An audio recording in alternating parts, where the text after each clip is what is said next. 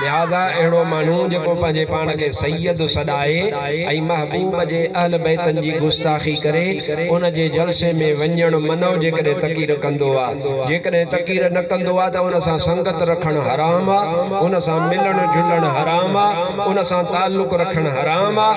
बाक़ी दुनिया में भले को ख़ुशि हुजे पंहिंजे में, असां हुनखे ॿियो कुझु कोन चवंदासीं, असां चवंदासीं असां महबूब जे सहाबिन जा ग़ुलाम आहियूं।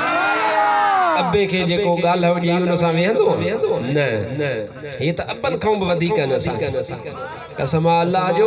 असां जा जेके वालिदैन असां सभिनी जा वालिदैन लखन में हुजन करोड़न में हुजन, सभई मुसलमान जा वालिदैन, इन्हनि सभिनी खे मुंहिंजे महबूब जे सहाबिन जे कदमनि खे लॻल मिटीअ तां कुर्बान कयां त भी मिटीअ जो शान मथे आहे। के अटकल बुधाया केड़ी अटकल वा इन में अटकल थव। अटकल इहा बात हो महबूब जे सहाबी ते इतराज कोन था कन, यो दीन इस्लाम ते था किए सही। अब कलमो तव्हां ही असां ताईं जेको पहुतो आ, तव्हां ही असां त नबी पाक जे ज़माने में कोन से।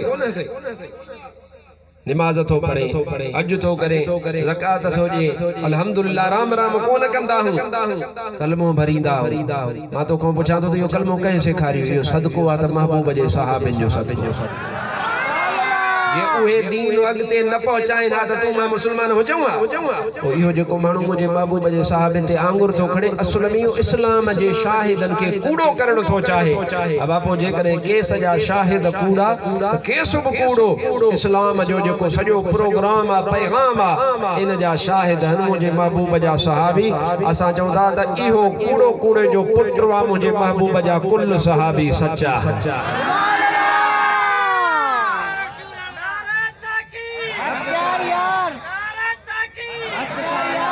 अल्हम्दुलिल्लाह असां हज़रत रोज़े धनी रहमतुल्लाह तआला अलैहि जी जमात सां ताल्लुक़ रखूं था ऐं असां के पंहिंजे मुर्शिदनि इहो ई सबक सेखारियो।